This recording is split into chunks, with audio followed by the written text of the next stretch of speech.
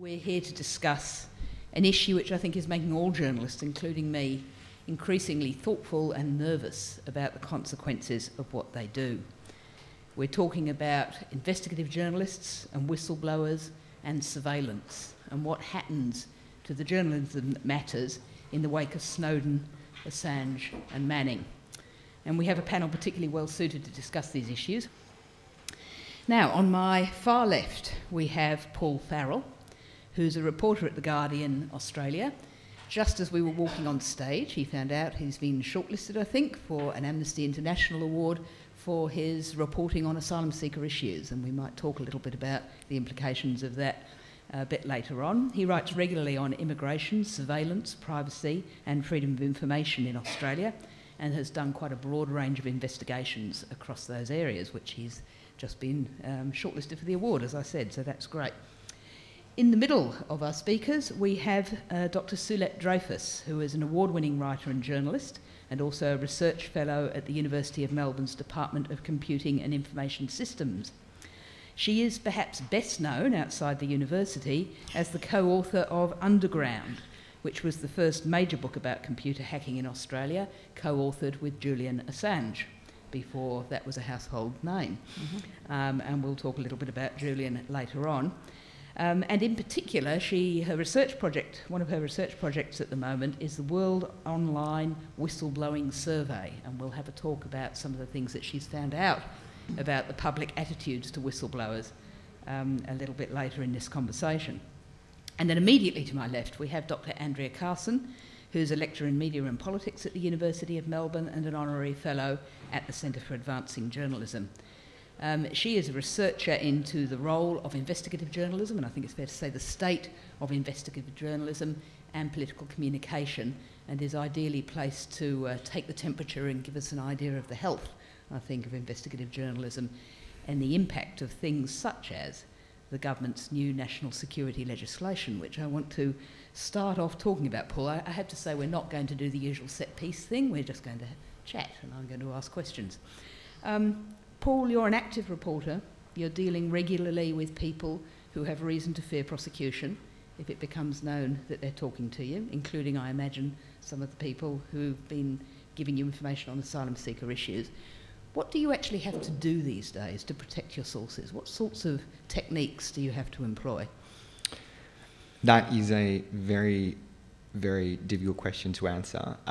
It will often very much depend on the situation, and I guess there are two sort of parts to it, and the first is you have a legal system in Australia that facilitates a very broad range of access to telecommunications data by what is essentially an undefined number of government agencies, and that's access to metadata. And that's really concerning because essentially as soon as you make a phone call to a source, as soon as you send them an email, you are potentially exposing them to prosecution, because often as soon as there is evidence of that contact, that's all you need. So it becomes very difficult, but I guess that is why one of the most critical things is to have a good working knowledge of encryption and anonymizing techniques and obfuscation techniques in the sort of digital space. And we have to use regularly a whole lot of tools like Tails and PGP, email encryption, Tor to anonymize web traffic and things like that. We always have what's called air-gapped machines to work with. So you have a computer that's never, it's never had any contact with the internet, that potentially can't have any contact with the internet. You really need to be very, very paranoid, basically, because you simply don't know. And part of the problem is that even when you're dealing with issues like asylum seekers, where there are, you do get some quite incredible leaks and things like that in that area, the problem is the immigration department has so much power to be able to gain access to that telecommunications data in and of itself. So they are a real threat in that respect, and you have to use tools that can sort of match that threat as well. So I guess to answer that question, you have to use encryption, and if you don't, you are putting your sources at risk. And do you ever resort to the old technology of writing a letter by hand and putting it in the mail? Yeah, I've never had to do that. It's been suggested to me it's now the safest way of communicating with the source. Yeah, I mean, even the problem with that is that, it is harder for people to go through the mail, but they can still, go through the mail at the end of the day. And if you're known as someone who might be communicating with people that are sources in that particular way, then you're certainly going to be a red flag throughout the fantastic Australia Post system and all its wonders and ins and outs. So yeah. And the national security legislation, the new legislation, to what extent is that going to change this picture? I mean, you're already doing all these things. You're already obviously fearful for your sources and perhaps for yourself. But how does this change things? I think there are two ways it changes it, and the first is, of course, the chilling effect on sources. That's because of all these new disclosure offences that are in it. So for those of you that aren't familiar with it, there are a whole series of offences that the first national security legislation bill created regarding ASIO's special intelligence operations, which we don't know what they are. They are declared, or they are at the discretion of the Attorney General, which is a very broad way to do things. There's no real judicial oversight. And people are worried about that. We've been reporting about it for a long time now, since that legislation was first introduced in July, but it still got through. It got through the House, it got through the Senate, with not even a whisper from the major parties, really, and with the support of the Palmer United Party. The only real opposition was the Greens and 3 crossbenchers. But it got through, and the chilling effect on sources. I mean, I had someone just the other day say to me, "Oh, look, I'm worried about these new laws. Will they affect me?" And this was someone who worked in the asylum seeker space, and they won't affect them. But the problem is, it's that fear, and that is what the chilling effect is really about. Now, Andrea, how are we going with investigative journalism in Australia? Good shape, bad shape? What's it like? Well, I guess there's a predominant viewpoint that as the business model for newspapers in particular and media outlets has been in decline, and we know that this has been accelerated by the arrival of the internet, which has allowed anyone to be an advertiser and also for anyone to be a purveyor of news and to provide news. All you need is a mobile phone or an internet connection and a keyboard, and that has broken some of the monopoly relationships that media has had. And there's a fairly logical, I suppose, but simple argument that because the revenues and the circulations have been falling of media outlets, that must mean there's less resources for investigative journalism. But in fact, when you investigate what's going on with investigative journalism, it's a very unique part of the landscape of media and newspapers in particular, which even today in Australia are still the largest employers of journalists. They can provide investigative journalism and set the agenda for a story in a way that they can't with other news. Newspapers in particular can no longer break news. That's the domain of the internet. That Twitter, we all know, watching Facebook, that breaks news. Newspapers have given up on that, but what they can do, which is very good for their brands, is be able to say that they can provide investigative journalism. And when I went through and looked at this question from the 1950s right through to 2011, I found that with each decade there was more and more investigative journalism. And often older journalists might reflect on the 1980s as being a particular golden patch for investigative journalism, and indeed it was. There were some really significant stories during that time. But in terms of quantum, there's still plenty of investigative journalism around. But I will have a caveat on this, and that is that I was looking at this investigation up until 2011, and in 2012, as many of you will remember, that was when the 2 largest newspaper groups in Australia, News Corp Australia and also Fairfax Media, announced massive job cuts. Between them, about 3,000, 1,900 from Fairfax and an undisclosed number from News Corp, but estimated to be upwards of 1,000. And so there needs to be more research to see now whether 2012 marked a tipping point, whether that is going to start to then impact on the investigative journalism resources, which until this point have been cordoned from many of the cuts and have been so important to the branding of newspapers. Now, we've heard, including in the session just before this, that some of those numbers are perhaps being replaced or augmented by new media startups, by individuals on laptops in bedrooms doing new and interesting and exciting things. But when we're dealing with these sorts of legal threats and threats to sources, how's that square up? I mean, is the blogger on a laptop in their bedroom going to be equipped to deal with these sorts of threats? It's a really good question, and it's one that I was interested in as well. So I was looking at online news sites that didn't have any hard copy support or resources to support them. And I found with even pretty established online sites such as Crikey, they do minimal sort of investigative journalism, probably at the level that newspapers were in the 1970s, when newspapers were really starting to take it on. So they're in a nascent phase for investigative journalism. But the question that you speak to, Margaret, about whether they have other resources to be able to do this, and this also speaks to Paul's point, is that there's so much intimidation around that it's really important to have institutional power. You need to have the moral power, first of all, to be able to do what Paul does and to be able to investigate and know that you're going to have an organisation around you that's going to protect you. You need to also have pretty deep pockets, and that means legal power, because things are being challenged in the courts. And we've seen that even if you look at a large organisation like Fairfax Media, one of its largest shareholder was challenging one of its journalists. Gina Reinhart was suing Adele Ferguson, trying to get her to reveal her sources. So you need the institutional power from that point of view as well. And the other one I would say is the emotional support. As an investigative journalist, you can be really put under a lot of scrutiny. You can even have other journalists that are criticising the work that you do, and I can talk about that a little bit later, but it's important to have, still at this stage, a strong institution behind you, and a blogger in a bedroom just doesn't have that. Yeah, I want to come back to that issue of journalists supporting each other, Andrea, because I think that's really important. But I want to turn now to you, Suelette. You have been messing around in this space, I think, longer than anybody else on the stage. She's probably doing it right now with that laptop. Yeah, she's probably doing it right now, and probably rather presumptuously longer than anybody in the audience. I may be wrong about that. We'll find out later.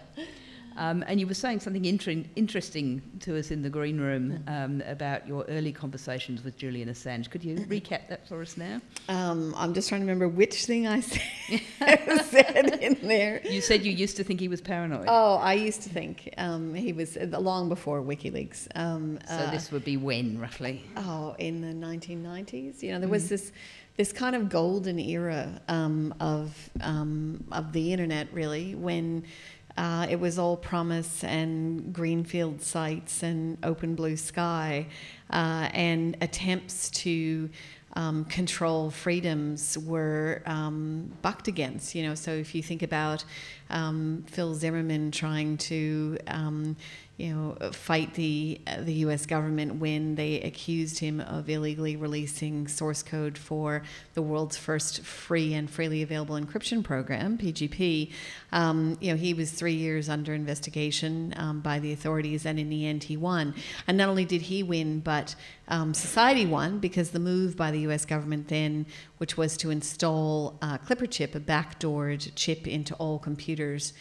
So the plan was, if you were someone who did business with the U.S. government, you were going to have to install this in any machines you made, and that was eventually defeated.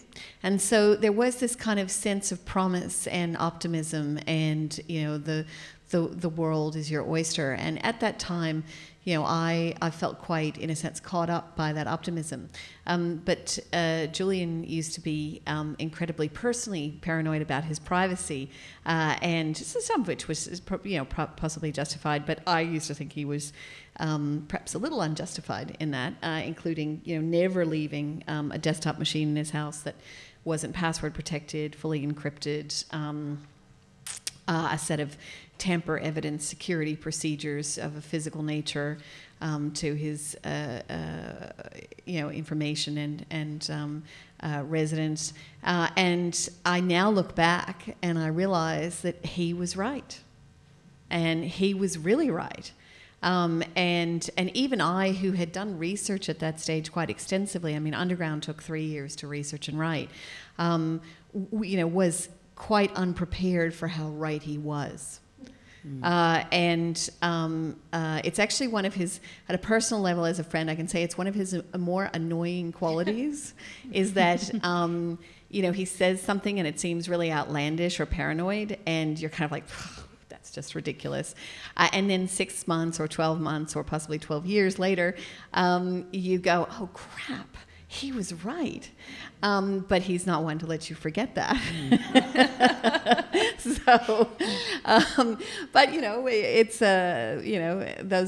those favorite little words are true. The "I told you so" words are right. And so the dystopia that he talks about of a kind of convergence of corporate interests in the national security space and security interests, and the government interests in maintaining control over not only its information, but in the population. So the recent experiment we saw with Facebook, which I'd be astonished if it cleared ethics at a major, university, but perhaps it did. I don't know about it. That basically experimented without people's knowledge on their moods by filtering the information as being positive or negative on their Facebook feed. And you can imagine that a government who had access to that kind of mood-controlling news fed through the channel of something like Facebook, you're really in the realms, you're beyond George Orwell. Could you imagine just before an election? Yeah. If someone's looking for re-election, they start doing positive mood-altering stories with a Pavlovian connection with that. Yeah, it's not at all beyond the pale. I mean, we know that governments and oppositions will, try and influence the media to their best benefit, as is their, rational behavior in their, motivational framework to influence things prior to election. But given this sort of power, what political party wouldn't grab it by the horns and use it? And so, turning now to whistleblowers, and if we can think about it from the other side of the notebook, if you like, or of the computer. I mean, I think most people who have been employed in an organisation, generally speaking, have some degree of loyalty to the organisation, maybe not. And there is something a little bit contradictory, isn't there, in our society of giving legal protection to an unauthorised disclosure, legal protection to somebody who wants to leak. And yet when we talk about shield laws, we are. What does your research tell you, Suelette, about how the general public feels about whistleblowing? So it's quite interesting. We've done a couple of different ways of approaching understanding what the public attitudes are to this, including some public surveying that is a representative sample of the population. This is worldwide? Yeah. Well, we've done it in Australia and in the UK, and there's some work as well in Iceland. But then we've also done an online survey of some of the same questions, which is less of a gold standard, but does provide some interesting points of comparison between people who identify themselves as whistleblowers or potential whistleblowers or not whistleblowers. And the first thing that we find that's very interesting is that in Australian society, according to the gold standard of actually surveying society, so the representative sample, half of the population of Australia and about that in the UK find that there is too much secrecy in organisations in our society. Half. That's pretty big. That is not a vote of confidence in the level of transparency that we've got in our society today. The online, so the internet-based community that responded to that was much higher, so 85% or so. So that's sort of, if you think of that community as being perhaps more representative of a technology using, social media active, that sort of community, that says that there's an even deeper feeling of it, a much deeper feeling of it in that population. In terms of support for whistleblowers, there were some surprising findings in terms of, you expect Australia to be a kind of anti-dauber culture, that's what you would expect. Well, no, that's not what it is. So in fact, in Australia, we asked people, do you think that whistleblowers should be punished or supported? And we made people think a bit in the survey. So we made them say, okay, should they be supported even if they're revealing information from inside their organization? So in other words, expressing the, in a sense, betrayal of trust and making people think a minute about that. And despite that, people came back and said 81% of Australians think that whistleblowers should be supported, not punished. That is I mean, really, okay, political pollsters, like advisors to ministers, you get to 65, 67%. Whew, they're just over the moon. 81% is just huge. And it really sets a contrast to the level of protection that exists in society for whistleblowers relative to what the public wants. And that figure was consistent not only in Australia, but also almost identical in the UK. Now, I mean, our cultures are very similar, but that shows you something. In Iceland, it was even higher. I think it was 87%. And so that shows, well, actually, across a set of cultures, even cultures that don't speak the same languages, you have a really strong preference. And for me, it's quite interesting culturally to look at it in Australia, because it says to me, perhaps, that the idea of almost an extension of the fair go mentality, that is trying to protect someone who's trying to do the right thing, trumps the anti-dauber streak in society. Yeah. Now, Paul, obviously we use the word whistleblowing and it's almost sort of prejudging the issue. We're seeing this person as being a legitimate watchdog, if you like, on society. But I mean, we all know, those of us who've worked as journalists, that sources can have multiple motivations. Now, if you're thinking about some of your sources, and obviously I'm not asking you to go even close to identifying them, but what pushes somebody into deciding to come to a journalist and talk? I think it can be a whole range of things, but particularly in the sort of asylum space and in immigration detention, where people are constantly seeing really horrifying things on a daily basis, it's this sort of sense of indignation and of helplessness that what they're doing is not enough within the system that they're in, and that the system is broken. And I think those are the best kinds of whistleblowers, to be honest, and I wish there was a lot more of them. But, you know, those kind of people who will come out and, you know, will sometimes, they'll start out just with documents or just with small tips, and sometimes they go all the way. And, you know, as we've seen this year, there has been a lot of whistleblowers in the immigration space. Just recently, my colleague Oliver Lachlan spoke with Dr. Peter Young, the IHMS doctor, the chief medical officer there, who spoke out about his time in detention. There was Martin Appleby, the G4S guard, who was there during the Manus Island unrest. And there's, you know, so many more. And I think those kind of whistleblowers are, you know, are very courageous people. That said, there are lots of other things that can motivate whistleblowers. Sometimes it can be a power grab. I mean, there really are just all kinds of motivations to people. You know, sometimes they might just not like what their boss is doing and want to shaft them. You know, it can be as simple as that. And sometimes, of course, it's some sort of sanctioned leak from the government and things like that. And those are the ones that I think you need to be the most cautious about, because, you know, if you are taking leaks from an entity, or a powerful entity that you're meant to be holding account in the first place, then I don't really think that's the best kind of journalism at all. And I think, in fact, I don't think very much about that in any way. Yeah.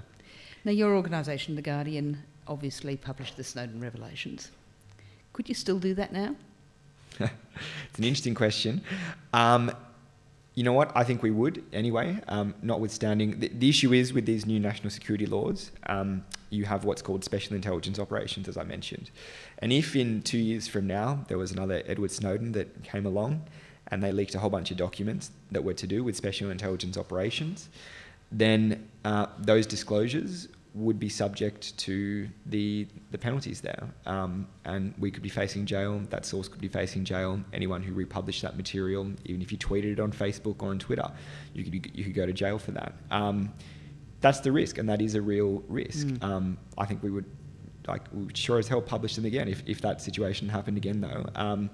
You know, at the end of the day, it just comes down to what the risk is and how important the public interest is in the release of the documents. But you're absolutely right. I mean, it is that there is that fear there that, you know, that journalists could be caught when they're doing that level of stories, could be caught by those disclosure provisions. And I think it's absolutely appalling that the two major parties and the Palmer United Party supported that legislation. You know, there was such a muted response from the two major parties. It's really phenomenal when you consider what this actually does. Is there any reason, though? I mean, surely we are dealing with national security here. There may be some need for protection. How do we know that Edward Snowden or Julian Assange, for example, hasn't put lives at risk or security of operations at risk? I mean, where does the balance lie, do you think? Well, I think just on that point about Assange's and Edward Snowden's disclosures, there's really been no evidence whatsoever to suggest that any of their disclosures have endangered anyone. And the reporting has been incredibly responsible for this. With the Edward Snowden disclosures, it's not as though there have been the names of agents just published, totally out there in the public domain. Often that level of national security legislation, of national security reporting, is done very responsibly. And I think that's something that the government has conveniently chosen to ignore. But even if that's true, and there are some things that do need to be held secret, the kind of operations that they're restricting publication about are the very kind of operations that there does need to be scrutiny of. Because what special intelligence operations are, they give immunity to ASIO offers for uses of force. They give them an extraordinary mandate, an extraordinary breadth of powers, where something could foreseeably go wrong. And if an agent was killed, if civilians were killed, you would not be able to report on that. And that's something that's really concerning. But not all, I was going to come to you, Andrea, not all journalists would agree with that, would they, Andrea? Some have been quite critical of the Glenn Greenwalds of the world. Well, I was really interested in Suelette's comments and research about what ordinary Australians and other countries' nationals are saying about the need for whistleblowing, because the reality is we can't sugarcoat this. Whistleblowers get treated appallingly. And we only have to think about Daniel Ellsberg with the Pentagon Papers back in the 70s, Edward Snowden, Julian Assange. There is common themes about the way that they get demonised, and that is that they're crazy, or that they're pariahs of society, that they don't belong, that they're loners, that they've never socially adjusted. All these recurring themes get used about whistleblowers, and they can be very persuasive. Who wants to hang out with someone who's a bit crazy or a bit mad or not quite right? And Glenn Greenwald, who was with The Guardian and who broke the Snowden leaks. And I should say, you raised a really important point about Snowden. That was, he was so cautious about not doing damage that he went to an institution that had authority, such as The Guardian. He went to a journalist who was previously a lawyer who'd been writing on this area for a very long time, and he said, I will not dictate what stories you choose to reveal. I will leave that to your journalistic expertise. And that was another safeguard that Snowden wanted to put in place. And Glenn Greenwald, and I implore you to read No Place to Hide. He gives a very forthright account of the relationship with Snowden. He says that he interviewed him for hours and hours and hours on end just to make sure that he was psychologically sound and that he was the real deal, that his motives weren't pernicious or that there wasn't something else going on underneath the scene, that he was genuinely wanting to release information for the public good. And he came to the conclusion that he was the real deal. But Glenn Greenwald then became a target, and not, as you would expect, among perhaps some government agencies that wanted to suppress this information, but by journalists. Journalists from even the New York Times at times, saying that he wasn't a journalist, that he was an activist, that he was a co-conspirator, that he was a polemicist. And this in itself is very, very dangerous, because apart from the fact that he's a Pulitzer Award-winning journalist and he's been writing in this space for a very long time, the moment you take the tag of journalist away from a journalist, they lose some of the protections that they've had. And not only that, journalists end up doing the work of governments that are trying to suppress information, and that is the very antithesis of what journalism should be. Journalists should be holding power to account, not having fear, not having favour, and being able to stand up, because if you can't have the Fourth Estate standing up to power on behalf of the people, then who can do that? And this is a point that Glenn Greenwald makes very well in his book. So why do journalists do that, do you think? Why is that happening? What does it say about the state of the profession? Well, to give a sympathetic account perhaps, when I first started reading Greenwald's book, and I've been working in this space, I've been a working journalist, I teach about media and politics, I turned to my husband and I said to him, don't we all know that we're being watched? That where's the surprise in this? Of course all our data's being collected, it's metadata, what does it matter? It's content. It's only when I got to the end of Greenwald's book that he makes such a persuasive and strong argument that metadata tells as much of a story about our lives as what the content does. And Suelette will know a lot more about that than I do. But I think some journalists have very senior positions in their organisations. Perhaps they're not realising the extent of the surveillance that there's a common argument journalists put forward, and that is if you have nothing to hide, then there's no problem with having your data looked at. Well, that's all good and well if things are going swimmingly in your life, but the other aspect of that is why should 23 million Australians have that level of invasion of their privacy to capture the very few that might be doing the wrong thing? It's a reverse onus. Somebody put it well to me the other night. They said, okay, you've got nothing to hide, but, remember that last time you were upset or worried about something and you Googled something, or you're concerned about your teenage children or about your health, and you Googled something. Would you want people to know that? And, of course, people can know that, can't they, Suelette? Can I ask you about your personal practices? I mean, I'm making an assumption here and you don't have to confirm, but I assume you might still have a bit to do with the occasional hacker. Do you take your mobile phone? No. What else do you do? Or if I do, it's in so many pieces. It's not going to be working anytime soon. So what else do you do to protect your sources? Well, let's just think about how much we want to say to the public about that. So there are evasive ways you can deal with physical surveillance that I probably won't talk much about.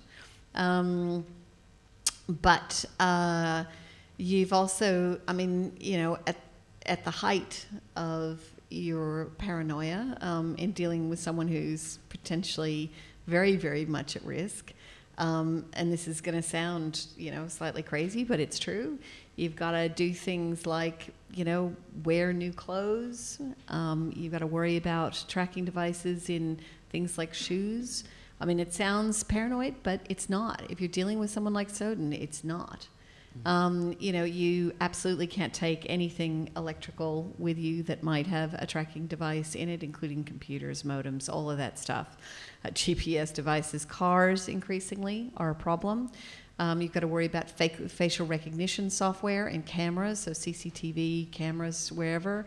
You've got to be quite careful about that. If you're going to be out in a place that's an open space, even if you're away for cameras, you've got to think about even, are there issues looking up? So there are a lot of things you have to be really aware of. There are things you can buy. You can buy, bags that you can put around your iPod and your iPad and your mobile phone that supposedly, stop reception. I wouldn't actually take a phone to a very important meeting anyway, but, those can at least reduce your likelihood, because I can assure you, for those of you who have iPhones in the audience, do not assume that your phone is off when your phone is off. Because the technology that we've seen come out of the Snowden and other revelations suggests that there's hot micing capability on it, so you can turn on the mic, the camera, recording devices remotely, so basically hacking into them remotely. And you may not be of that much interest, but you might be. And one of the things that we've seen, of course, and in many ways is very telling for the new national security legislation, is that it allows ASIO to hack not only many, many more computers on the basis of one computer. So I love how the legislation has translated computer into computers. So welcome to a network of 10,000 computers on one warrant. But much more importantly, the range that the intelligence agencies, range of powers that they have to tap into perfectly innocent people's devices that they did not have before is quite substantial. And their argument is, of course, but we might have to get to this person to get to the terrorist. Well, maybe, but exactly how many innocent people are you going to have to trample over their privacy to get to this? So there are a set of things you can do, and obviously using something like Tails is quite useful. I've got some involvement in an interesting new developing piece of software that will hopefully not leave a trail of metadata, and we'll see how that goes. And there are products out there, but you have to be very careful where they come from, that you can buy, for example, for encryption over VoIP, internet based conversations. I mean, obviously, if you want to use something like Skype, it's great that it's free, but it's absolutely backdoored. You cannot trust the privacy. I mean, you might be able to trust it from, Fred the fraudster down the street, but trusting it in terms of your privacy from national security, no. So I think, and in fact, it's very interesting because it's potentially quite bad for businesses that are in this business and operate out of places like Australia and the US, because increasingly, as people become more aware of this, who would buy a product from there? It's obviously been tampered with by the U.S. government and the Australian government, the Five Eyes. It's actually better for organizations that make these software products or whatever elsewhere. So that, I think, would be a quite interesting secondary consideration. Well, look, personally, I've spent a fair bit of time over the last couple of years in China and talking to journalists and activists in China, and they take it for granted, of course, that their equivalents of Skype and so on are possibly monitorable. Yeah, but I think many Westerners would have trouble with that concept, but it is also true. I would just encourage one other thing, which is if you care about this stuff and want to get active in it, look at the Twitter hashtag Stop Data Retention. Stop Data Retention. Stop Data Retention or Stop the Spies. It's a campaign being run by Electronic Frontier Foundation, but it's quite important for average people to understand this. And if you're worried about your privacy, speak up, because if you don't do it now, it will just be disappearing with round after round of national security legislation. And what we've seen just pass is the tip of the iceberg of what's coming. Now, Paul, I want to ask you for a moment, and I'll come to the other two panellists on this as well, and then we'll go to questions from the audience. So if you've got a question, you will get a chance in about 5 minutes. But if we can just sort of reflect back and reflect forward a little bit, Paul, what has been the long-term impact, do you think, of WikiLeaks, of Julian Assange and of Snowden? Has it changed everything forever, or is it a spent force, or somewhere in between those two? I think absolutely the impact of WikiLeaks and of Edward Snowden has really changed the world. One of the ways it's done that is that it has really woken people up to what is happening.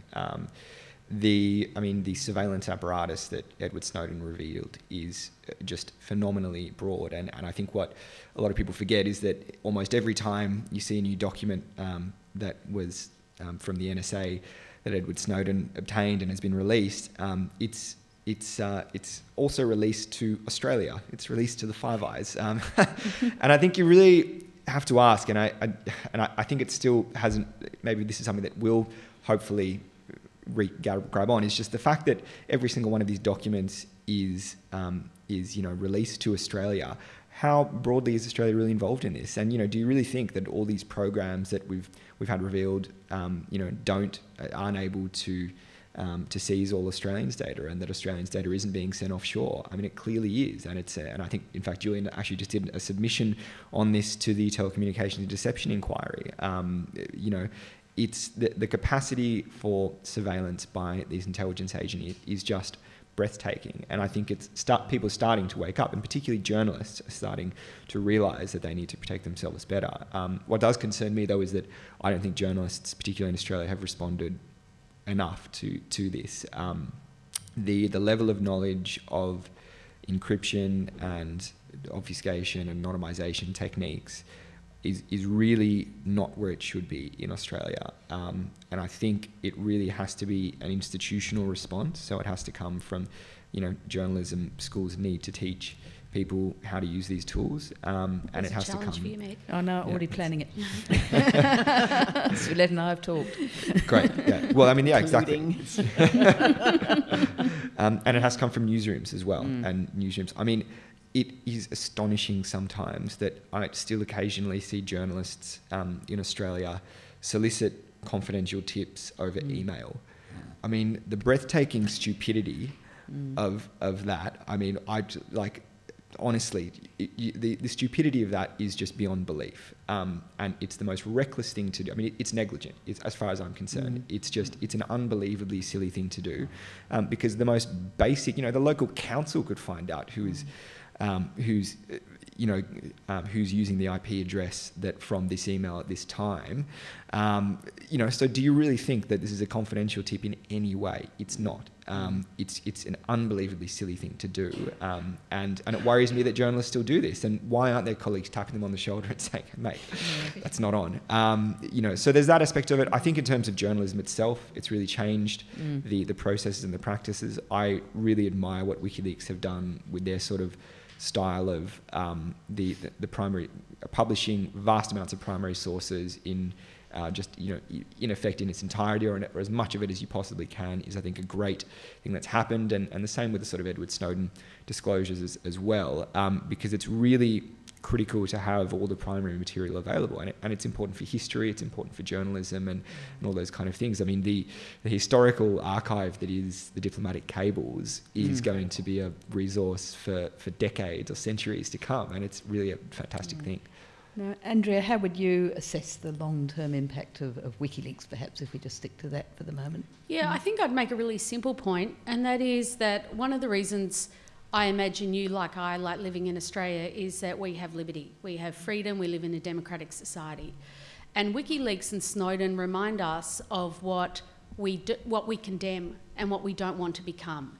And one of the dangers with this increased level of government surveillance, which is being authorised through the courts and also through the parliament, is that in order to protect ourselves, we're taking away some of our liberties to do that.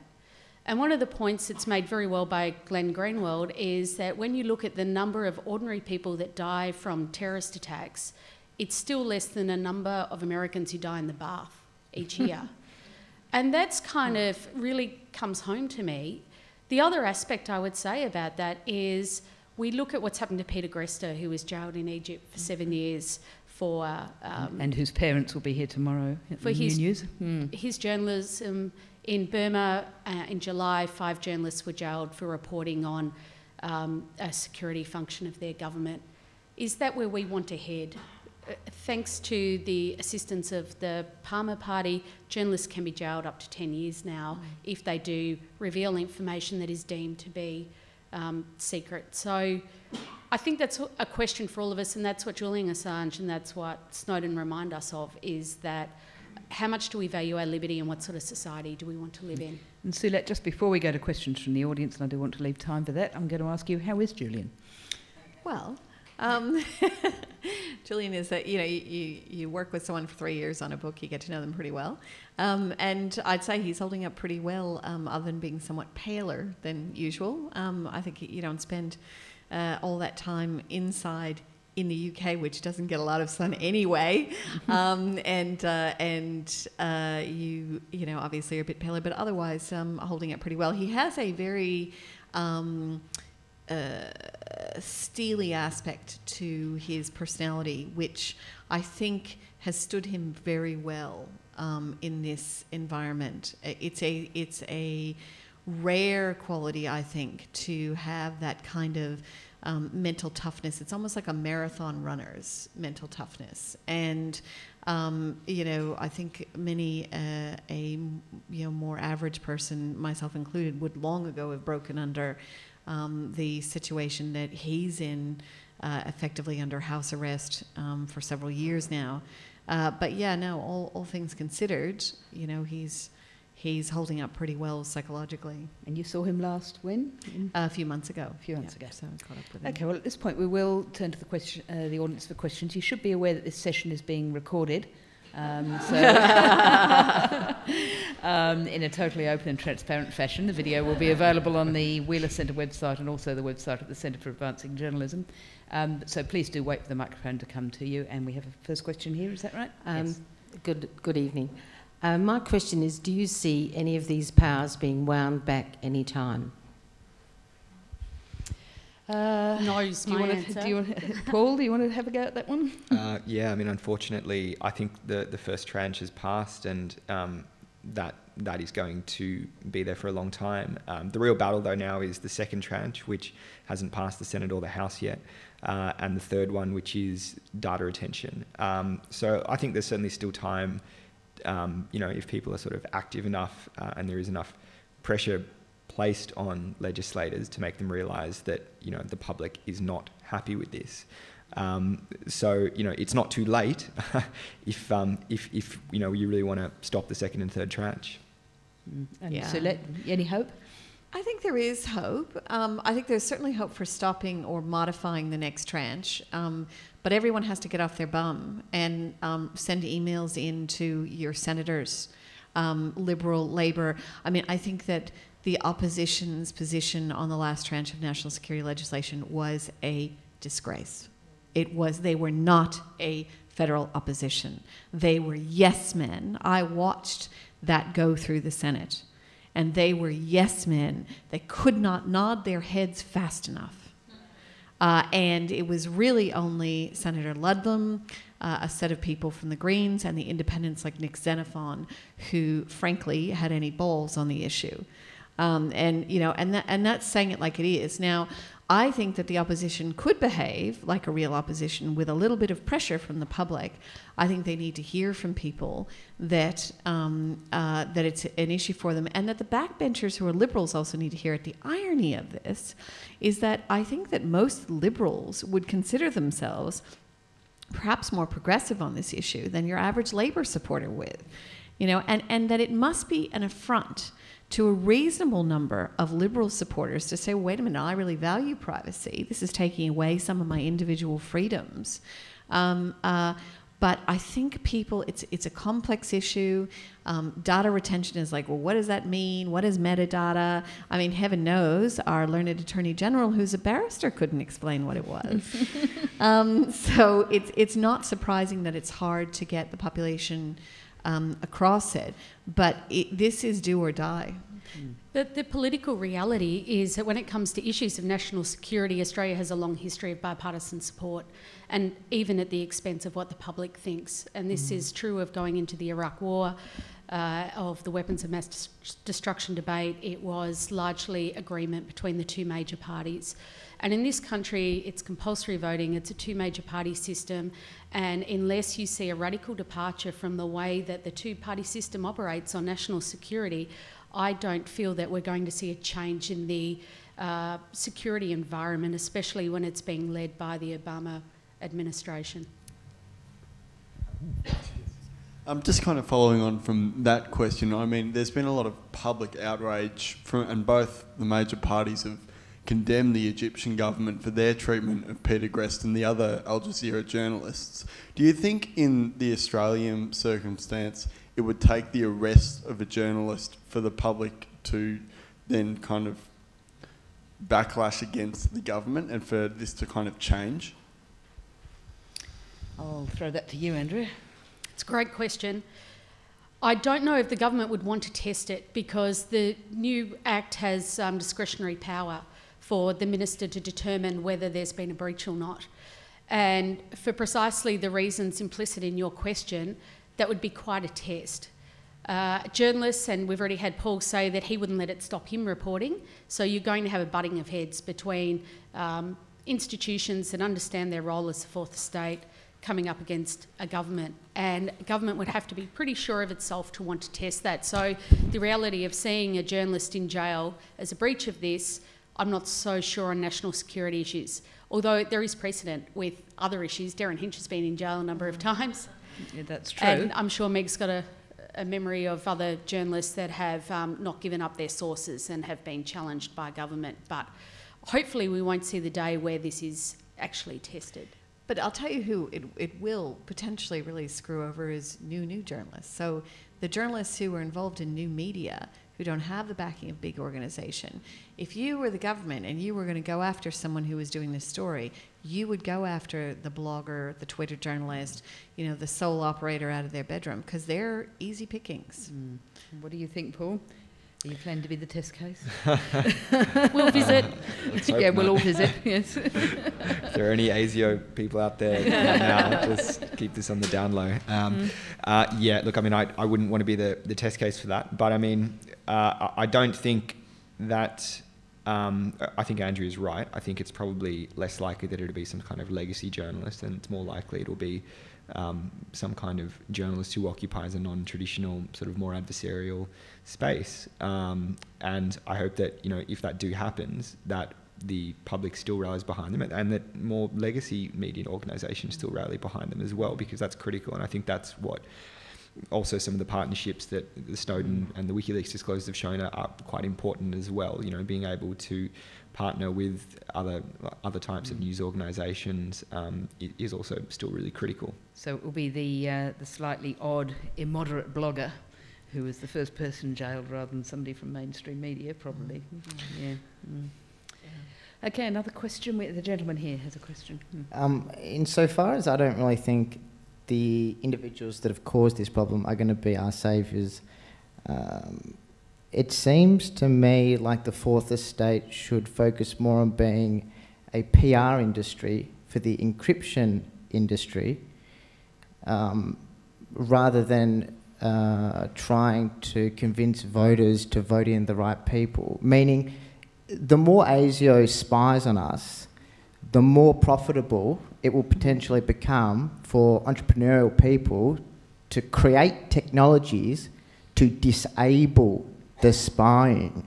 So in that way, you know, it's not necessarily a bad thing that more and more and more spying is happening, because the individuals, to my mind, who are isolated here are not the people in this room. The isolated, increasingly isolated people are those that have to be on the TV screen defending these actions.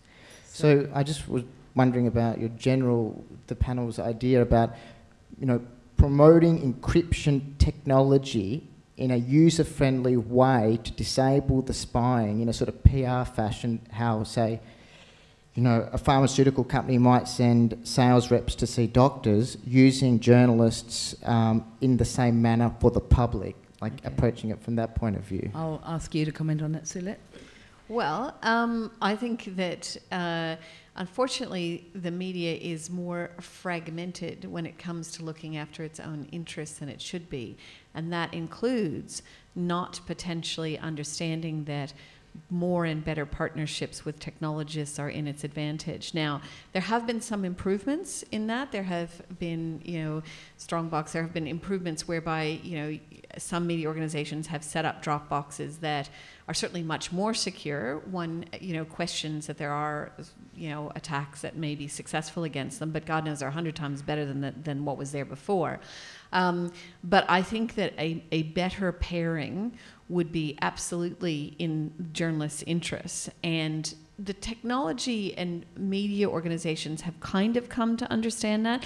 By the way, there's a whole coding community out there, the open source community, who are really gung-ho for this sort of thing, and they want to help because they understand. I mean, they, you know, if I can, you know, make some gross generalizations about them being, you know, geeky and often perhaps having lived the lives of outsiders, they understand what it is to be the kid in the schoolyard who's isolated and picked on. So they're like, yeah, let's make tools to protect, you know, the whistleblower, the people who are the outsiders who are picked on.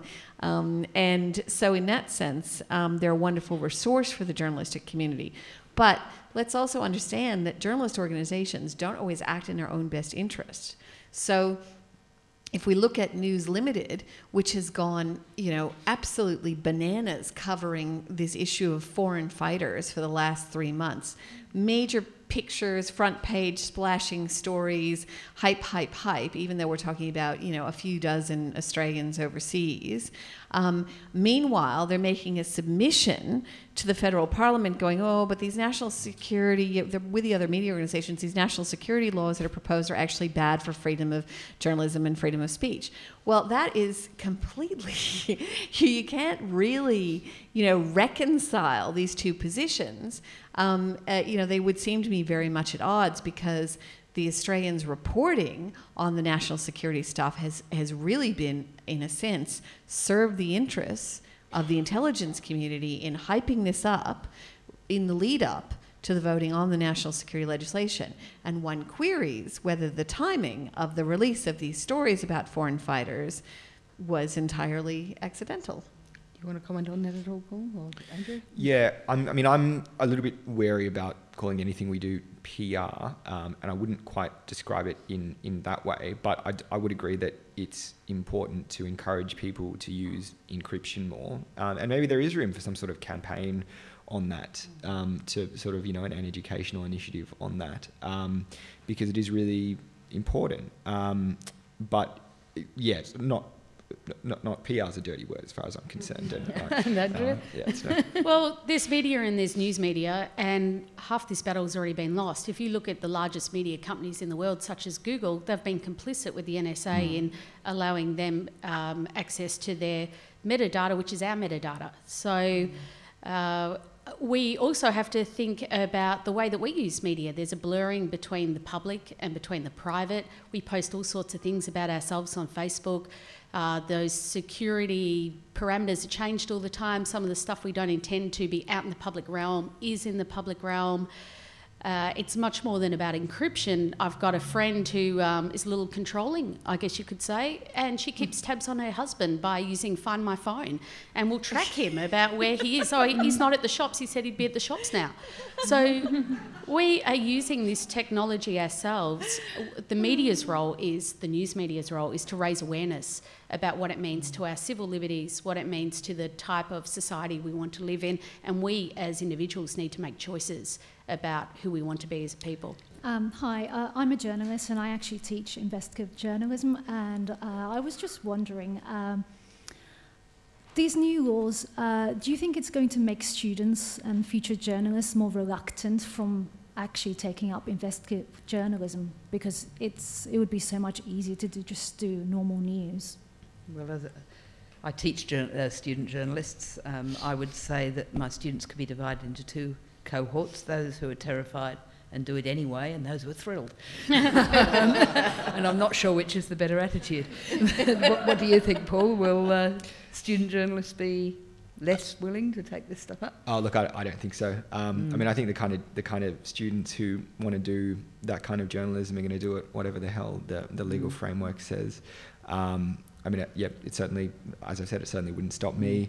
And, you know, I think the rest of the students, if they probably don't have, if they're not interested in investigative reporting, then that's fine. They don't have to do that. But, I mean, you know, you've got to have passion and drive to be able to do this, and you've got to have that sense of righteous indignation. And, you know, the existence of a couple of, you know, disclosure provisions, I don't think is going to really discourage anyone. And if they are concerned, then tell them not to be. Or actually maybe don't, because then if they go to the jail, you'll feel bad. But there is this one thing I should mention as a reference. The Electronic Frontier Foundation, which is a not-for-profit out of the US, has a self-defense guide, which is quite useful. It's a couple of years old, but it's quite useful in looking at how you can improve your privacy from a technology perspective, and I recommend looking at it. Thank you very much for being here today. That is it for today. I hope you'll talk about the events.